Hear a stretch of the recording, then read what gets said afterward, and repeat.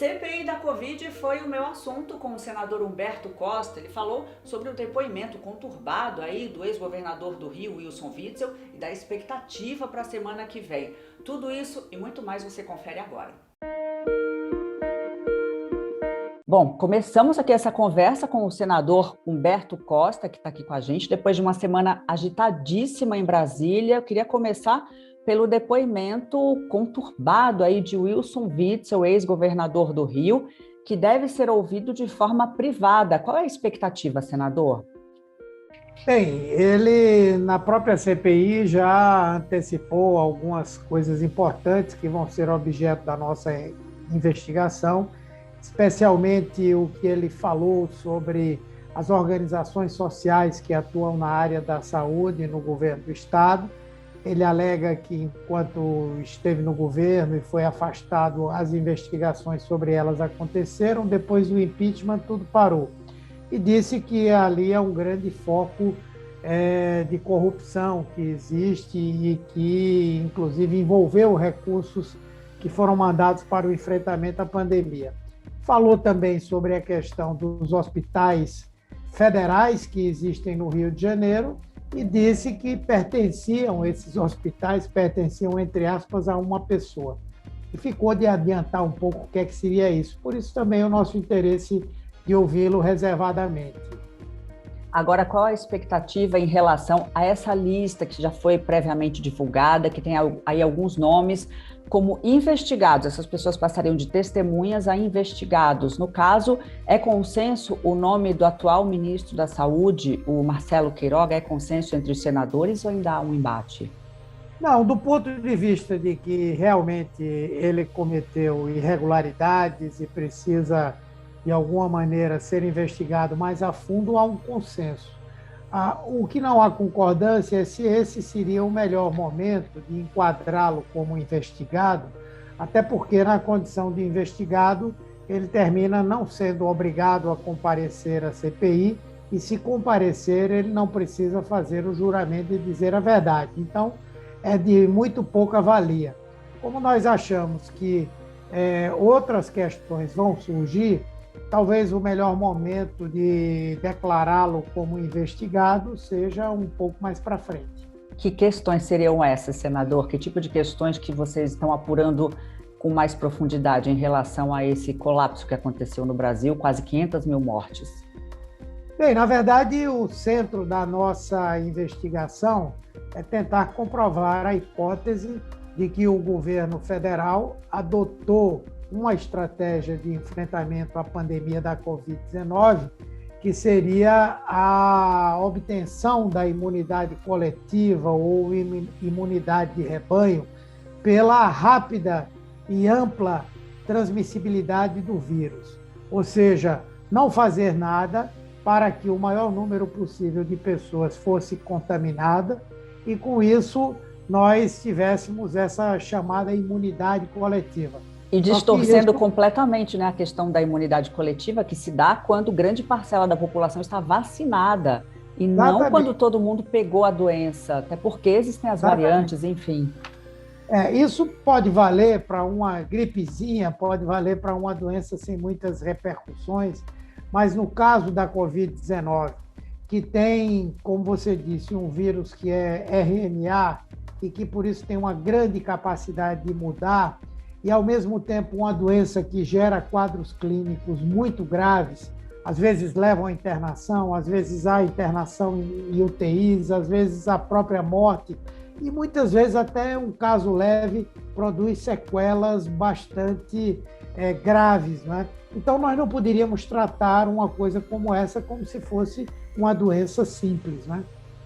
Acompanhamos todos, claro, muito estarrecidos, a situação da falta de oxigênio em Manaus, pessoas morrendo, sem respiradores, enfim. Que conclusões já foi possível, né, já foram possíveis em relação a Manaus, a esse colapso? Ouviram várias pessoas já. O governo fala que a secretaria que deveria ter sido mais atuante, já a Secretaria de Saúde do Estado do Amazonas, afirma que é uma atribuição do governo. No meio desse jogo de empurra está a população morrendo, né? Na verdade, isso é uma grande preocupação. E a nossa visão é que, no caso de Manaus, nós tivemos quase que um experimento, né? O governo se omitiu de apoiar a adoção de medidas não farmacológicas, como o isolamento social, como o fechamento do comércio. O governo federal, inclusive, pressionou para que essas medidas não fossem tomadas e, paralelamente a isso, mandou uma equipe, né, para tentar distribuir e convencer médicos a prescreverem o chamado tratamento precoce. Então, foi um experimento que foi feito naquela cidade, queriam dosar essa imunidade de rebanho, e o que nós vimos foi uma tragédia que chegou a ter alcance mundial até. Além de um Tratikov, né? Que conclusões foram possíveis através dos depoimentos em relação ao Tratikov, o aplicativo que foi ao ar, depois falaram que foi hackeado? Na verdade, foi um aplicativo que eles criaram exatamente para facilitar uma administração maior desses medicamentos, né?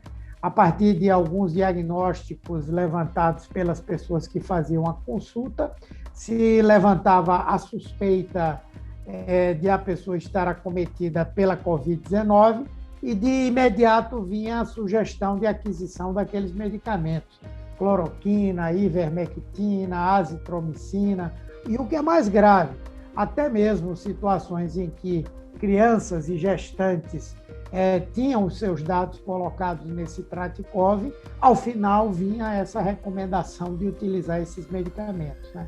Aí vem recomendação de quem? Em relação ao gabinete, o suposto gabinete paralelo.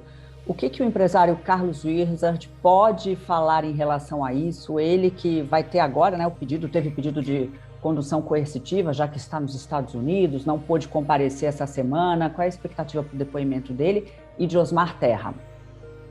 Bom, ambos têm um papel muito relevante, não é? O Wizard, ele além de ser, com muita certeza, um financiador, né, de todos esses movimentos de estímulo ao uso do tratamento precoce, é provável que ele também tenha participado do financiamento de ações e atividades de profissionais de saúde organizados em associações com o objetivo de propagar a utilização desse tratamento precoce.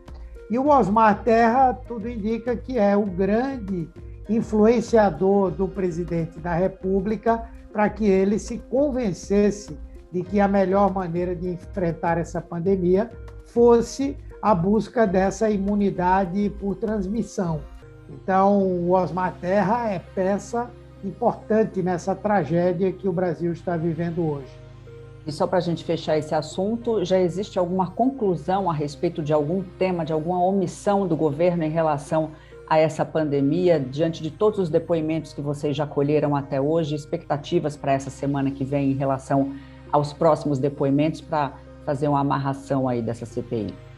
Olha, eu acho que de tudo que nós apuramos até agora, seja a partir dos depoimentos, seja a partir dos documentos aos quais nós tivemos acesso, eu acho que está fartamente comprovada a omissão do governo, especialmente no que diz respeito à aquisição de testes, de outros insumos lá no início da pandemia.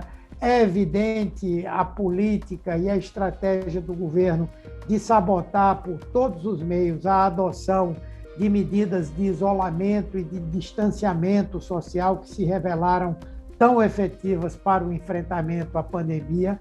A omissão do governo na aquisição de insumos extremamente relevantes, como, por exemplo, os medicamentos que são utilizados para intubação orotraqueal, né? Relaxantes musculares e sedativos, e o mais importante que foi a omissão na aquisição nos momentos adequados das vacinas. Então, isso é algo que está absolutamente provado. O que nós estamos trabalhando agora é a investigação de quem ganhou com isso. Quem ganhou dinheiro, por exemplo, com essa demora na vinda da vacina, quem ganhou dinheiro com a venda desses medicamentos sem eficácia para o tratamento da Covid-19, e se há algum tipo de corrupção nisso aí. É bem provável que haja também. Agora, senador, sobre um outro assunto que está em bastante discussão essa semana, a medida provisória que foi aprovada no Senado, que abre caminho para a privatização da Eletrobras. Quem vai ganhar, eu não sei, mas e o consumidor? O que vai ganhar com isso? Vai ganhar um aumento na conta de luz ou vai ter aí um atenuante em relação a isso?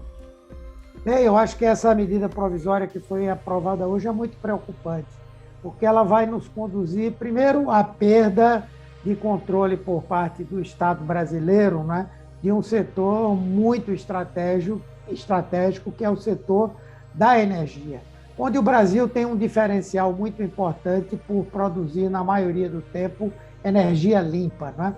Segundo, as consequências, principalmente por conta de alguns jabutis que foram colocados na medida provisória, que procuram facilitar ou criar quase que um monopólio para esses setores que utilizam a energia termoelétrica, que é absolutamente suja, né?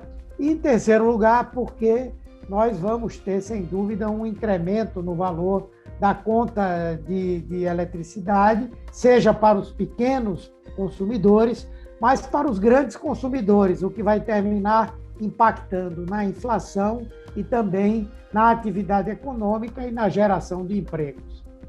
Ok, senador, muito obrigada por ter um tempinho aí para falar com a gente sobre o seu trabalho diante da CPI, enfim, no Senado, como a gente viu essa semana, essa discussão tão importante.